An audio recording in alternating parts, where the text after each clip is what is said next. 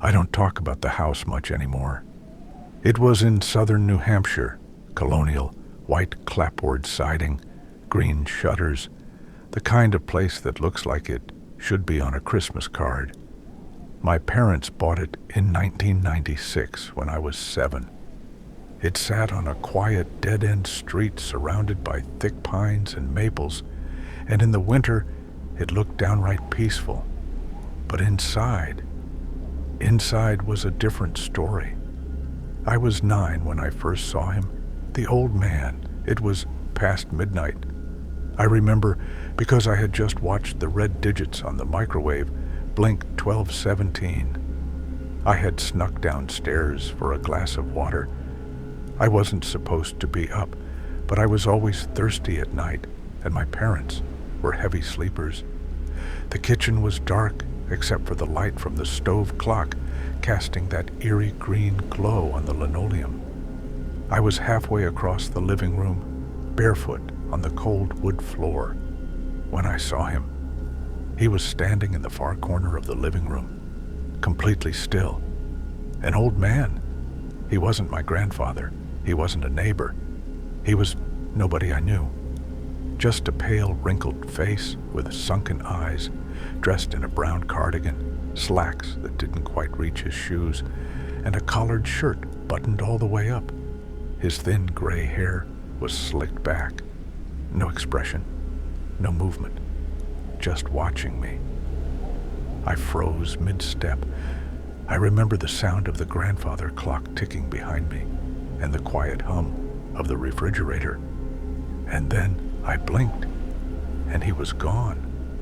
I told my mom the next day. She said I'd had a bad dream. My dad barely looked up from his cereal. But it wasn't a dream. I saw him again a week later. Same place, same time. Always around midnight. Always standing just inside the shadows where the light from the kitchen didn't reach. Never speaking. Never moving. He wasn't there every night. Sometimes weeks would go by. But then I'd wake up dry-mouthed and creep downstairs. And he'd be there again. When I was 11, I started leaving a glass of water by my bed just to avoid going downstairs. But sometimes I'd still wake up with that gnawing urge to go down there, like something was calling me. And I always knew when he'd be waiting. I could feel it. The moment I hit the first step, my skin would go cold. I never told my younger sister. I didn't want to scare her. But one night, maybe 2 years later, I caught her coming up the stairs, crying softly. I met her on the landing. She was 8, trembling and clutching her stuffed rabbit. I asked her what was wrong. She said, "There's an old man in the living room. He smiled at me." I started doing research when I was 15.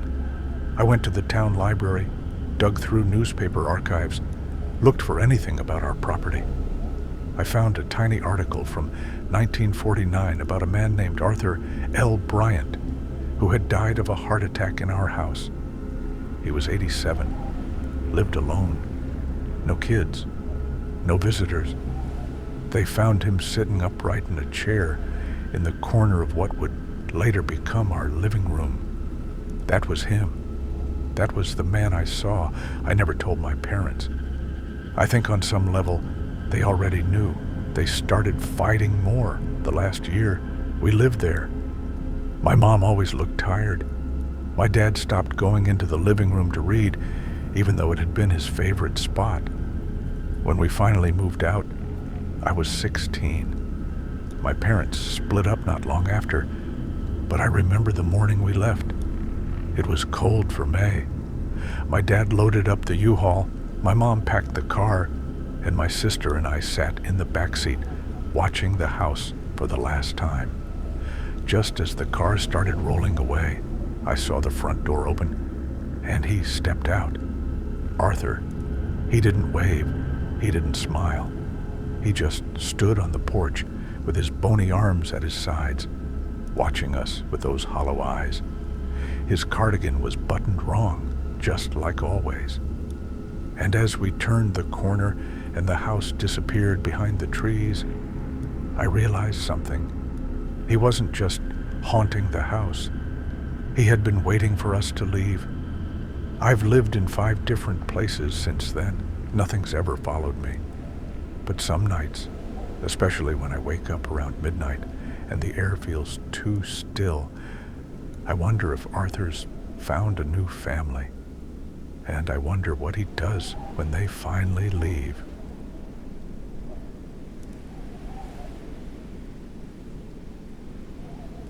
My name is Daniel Morley. I'm a historian, or at least that's what I like to call myself when I'm giving lectures or filing taxes.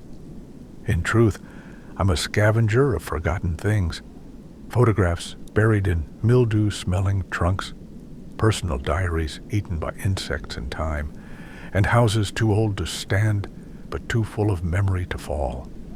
The past is my business, and that's what brought me to Henniker, New Hampshire, in the summer of 2009. I was writing a book on colonial ghost legends of New England, separating folklore from fact, myth from memory. One of the names that kept cropping up in my research was Ocean-born Mary. Her story was too romantic, too poetic to ignore. Born on a ship crossing the Atlantic in 1720, spared by pirates on the condition she be named Mary in honor of the pirate captain's mother, and later buried beneath the cold, rocky soil of New Hampshire. It's the kind of story that belongs in ballads and old paperbacks. But there was more to it. Whispers of hauntings, of Mary's spirit still roaming the halls of a house in Henniker, the so-called Ocean-born Mary house, even though she never actually lived there. That detail intrigued me. The contradiction. A ghost tethered to a place that wasn't hers. Why? I got access to the house through a woman named Cynthia, a spry, white-haired local historian who had keys and a deep affection for Henniker's legends. We met outside the house in late July, the humidity hanging like wet gauze. The Ocean-born Mary house stood like an old woman herself, tall, thin, stiff-spined, and fading. Its windows were black and still, its white paint curling like old parchment. No one had lived there in years. Cynthia told me it was used for storage now. Locals avoided it, even during the day. Not because of the stories, she said, but because the place makes you feel watched. She left me there with a flashlight, a notebook, and the keys. The air changed the moment I stepped inside. It wasn't a temperature shift exactly. It was like walking into a sealed room, though every door and window had long been warped and swollen by rain and rot.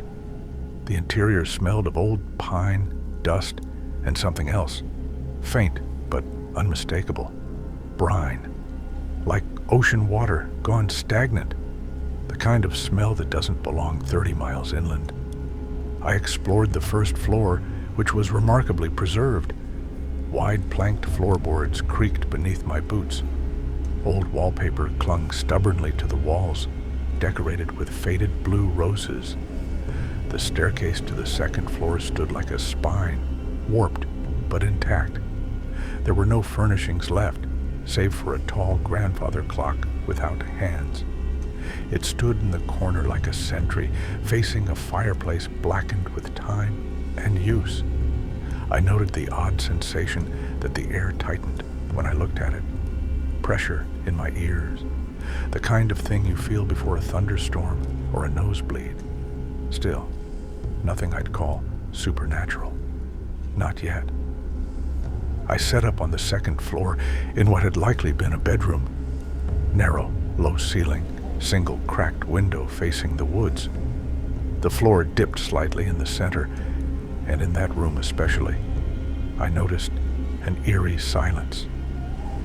Not the kind you get in nature, with its rustling trees and distant birds, but true silence, oppressive, like the world had held its breath. It was around 5:30 p.m. when I first heard the knock, 3 slow raps, deliberate and low, coming from the floorboards beneath me. I froze, every hair on my body lifting. I wasn't near any walls or furniture. It had come from directly below me. My rational mind, always slower than fear, suggested a branch hitting the exterior, or maybe some trapped animal beneath the house. But as I stood and moved toward the staircase, a 4th knock echoed through the wood, closer, sharper. That's when I heard the voice. A woman's voice. Faint, melodic, singing. No words. Just a lullaby hummed low and long, like waves on the shore. I couldn't place the tune. It was old, far older than I was familiar with, and something about it made my heart seize up in my chest. I descended the stairs slowly, each step crying under my weight. The humming stopped just as I reached the bottom floor. Silence returned. I stood there in the dim evening light, unsure of what I was chasing. The front door remained closed. The grandfather clock still loomed in the corner. I turned to walk back upstairs, and that's when I saw her. She was standing at the end of the hallway, half in shadow, near the kitchen door.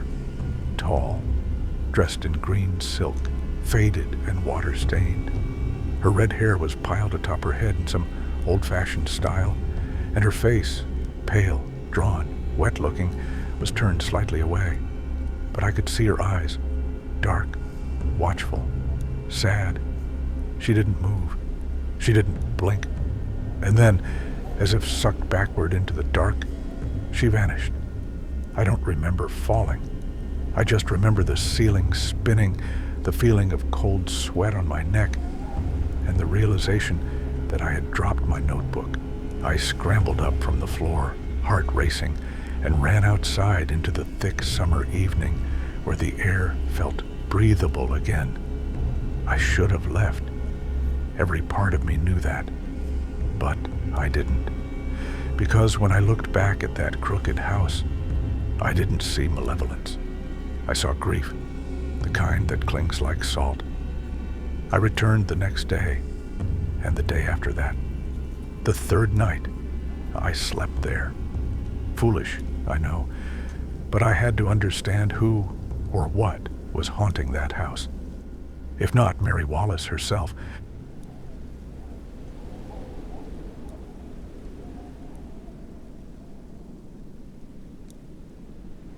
It was a pale October afternoon when I returned to Woodland Cemetery in Keene, New Hampshire. The wind had begun its seasonal whisper through the trees, carrying the first real chill of fall. A few stubborn leaves clung to the maples, but most had tumbled to the earth, their curled edges brushing against headstones like forgotten paper prayers. My mother had been gone nearly a year. She used to bring me here when I was a boy, pointing out the elaborate Victorian monuments, teaching me how to read the dates and names like stories carved in granite. She had a quiet reverence for the dead, always told me that cemeteries were more for the living anyway. Her grave was tucked toward the back, near the line of pines that bordered the woods. A modest stone, just her name and the years. Nothing fancy. I brought her chrysanthemums, her favorite, deep purple against the gray stone. I was kneeling, brushing leaves away from the base of the marker when I first felt it. That sensation, like a gaze, but colder. I stood and turned towards the trees. At first I saw nothing but branches shifting in the breeze, but then movement, delicate, subtle. A small figure just beyond the first row of pines. She stepped forward out of the trees like something half-formed, as if the forest itself had exhaled her into being. A little girl, no more than 7, maybe 8 years old, pale as frost, long dark hair that looked soaked at the ends. She wore a white dress, no, not white anymore, but stained and yellowed with time. hem tattered like it had been dragged through the woods for decades. She just stood there, staring at me, and I froze. I can't explain the fear. It wasn't violent, not the kind that makes you run. It was more like the drop in your stomach when you realize the thing you thought was impossible is standing in front of you, looking straight at you with eyes that didn't blink. But she wasn't angry. That was the strangest part.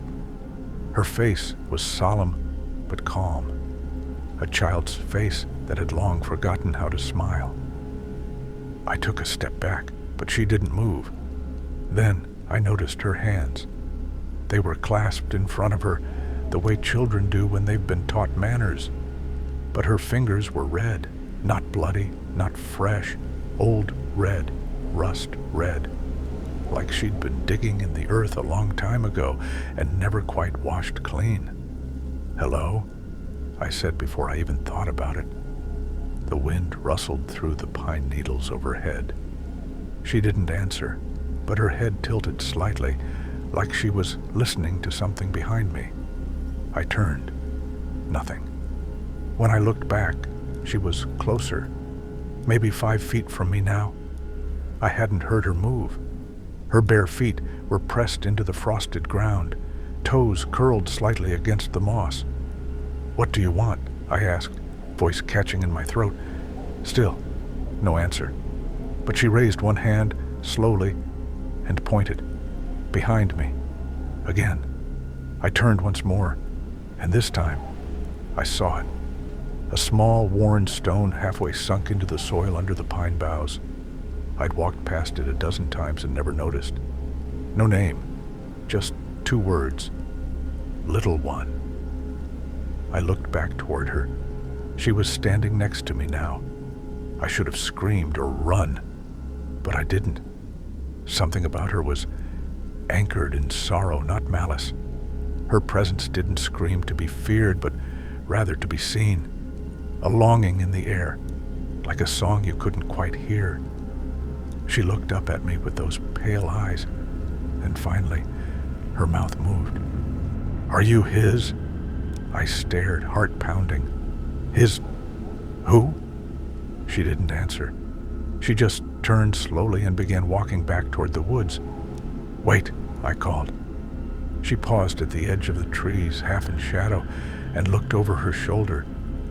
"You're not alone here," she said. "He never left."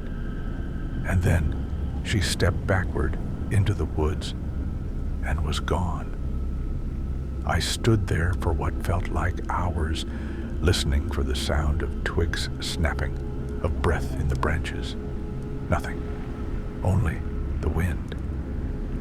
When I finally found the strength to move, I walked over to the small stone marked Little One and knelt beside it. The ground was disturbed, slightly sunken, like something had recently shifted beneath it. Someone had placed a rotting doll next to it, threadbare, missing an eye. I hadn't noticed it before. I returned the next day with flowers, not for my mother this time, but for her, for the little girl whose name had been forgotten. I asked the groundskeeper if he knew anything about her. He shook his head. That little marker? No records. Oldest parts of the cemetery. Lots of burials before documentation was thorough. Locals say it's a child who drowned in the Ashuelot in the 1800s. Others say she was killed in the woods and never found. But folks still see her sometimes. He looked me over. "You saw her, didn't you?" I nodded. He just nodded back. "She doesn't talk to most." That night, I dreamed of the girl. She was standing in the trees again, but this time she was smiling. And though I woke up chilled and breathless, I didn't feel afraid. I still visit my mother's grave each fall, but I bring 2 bouquets now, one for her and one for the child who wanders beneath the pines, waiting for someone to remember.